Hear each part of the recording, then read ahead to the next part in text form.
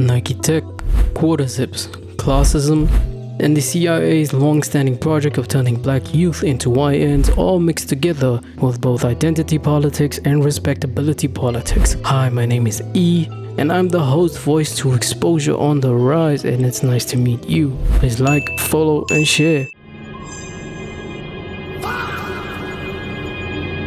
Quarterzip agenda is TikTok's newest trend in which two kingdoms are having a civil discussion around style and appearance and what each piece of gear means for the wearer. Thus, you have Kingdom A, the quarterzip kingdom, known for their quarterzips, their refined approach to life, with members all having maxed out profiles on LinkedIn, frequently found sipping matcha, and avid lovers of reading and education. Opposite to them, and the kingdom that opposes their rule, is Kingdom B, the Nike Tech kingdom, headed up by Central C himself and its citizenry, the infamous YN, whom are known for not respecting public norms and safety, and their uniforms of choice is the Nike Tech suit.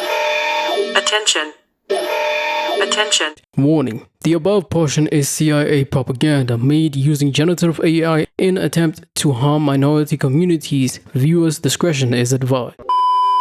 Okay, look, I think this trend started out as a harmless discussion amongst young black men that centered around identity politics and how there's this grafted idea of what the ideal black person is, in particular the ideal idea of a black man in a largely white majority Western countries, and the ideal black man amongst black people, in particular countries such as the US and the UK, where this trend is really at discussion. And in order to understand this trend, we first need a bit of history. Let's start with the history of the quarterzip. The quarterzip first came about during the 1930s and was first seen in use by the military and later in sportswear. The invention of this garment was fueled by the invention of zipper technology during the early 1900s, and right after World War II, the garment went from being used by the military to it being a part of Swedish alpine skiing culture, and from there on, it was further adopted into American leisure wear, i.e. the categories of sportswear and weekend wear. Fast forward to the early 2000s, and the garment became a staple wear for finance bros, tech bros, and the 1%. Due to its modern day imagery, it is no longer seen in the light of being a sport or military garment, but purely a garment that indicates one's wealth, success, or coming from an educated background, being a respectable member of a society, and being white or white passing.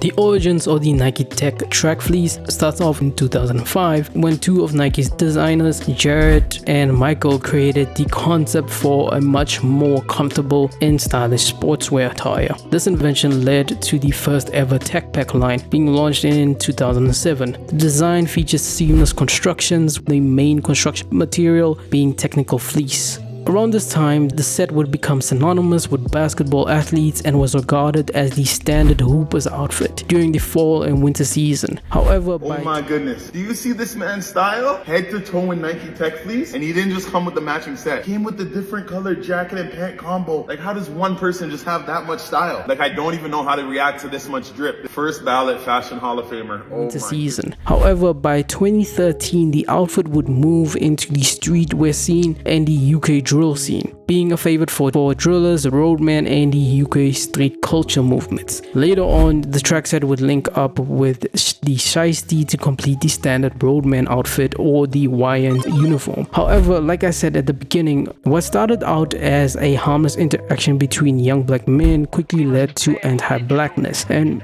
within this regard, wearing a quarterzip is not anti-black. Wearing any piece of clothing is not really anti-black unless it's this clothing in particular, but that's a story for another day. Now, the origin of the quarterzip trend actually predates the founder and popularizer of the trend on TikTok, Jason Gumphy, who is more so the founder of the TikTok trend and this new respectability cosplay identity on TikTok. So from here, I want to point something out. Respectability politics doesn't work if you're black. No amount of pandering. Would you like some cheese? Did you just offer me cheese? Yes, I did.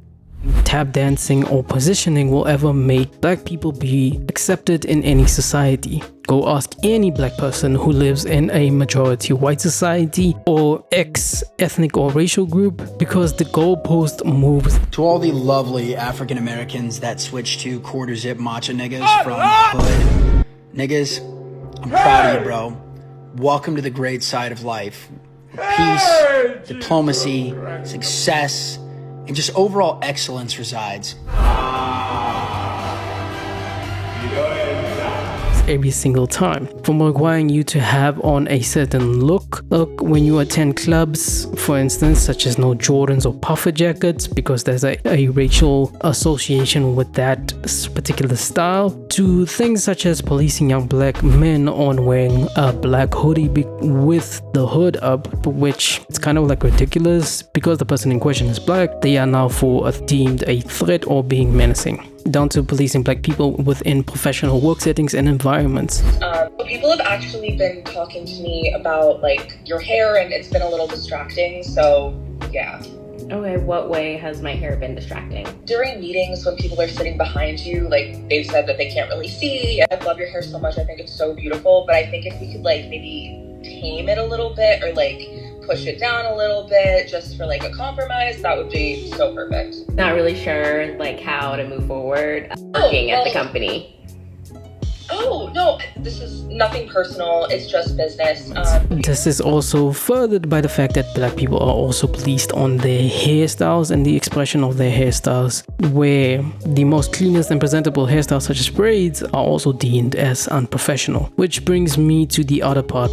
Professionalism isn't just cosplay in how you should sound and act in a working environment, especially in the operations side of the business. The other sides of the businesses are much more lax when it comes to these things, but also within regards to presentability and the way a person's hair looks or their phenotypical expression looks, these motherfuckers would never get called out over their lack of professionalism or their hair being deemed as distracting or unprofessional. It makes you wonder why. The next part is for black conservatives specifically. And yes, there are many black conservatives or black moderates who'd feel that if young black men wore clothes in a much more presentable fashion, they and all of black society would be much more accepted by the larger majority society to which they find themselves in, when history contradicts this. For example, Miles Davis, a legendary jazz musician, came from an affluent background and still wasn't accepted by the larger society. This is also true for the wealthy members within black society who presented themselves well and still face the same problems that their much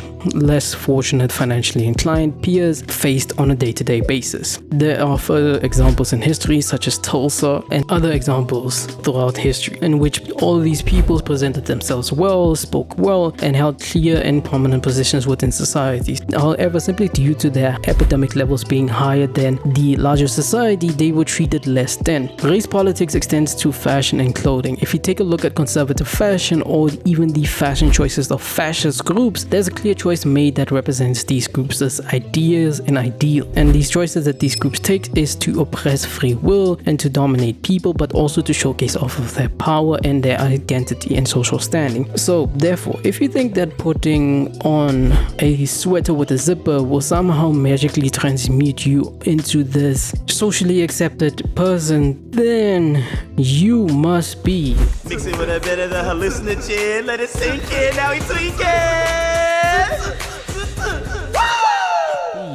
boy, you're tripping. But anyways, I stated my thoughts and opinion on this matter. My name is E. If you enjoyed this, please like, share, and subscribe, and I'll catch you in the next one. Peace. Even when it comes down to just changing up your levels, something simple that changes it up.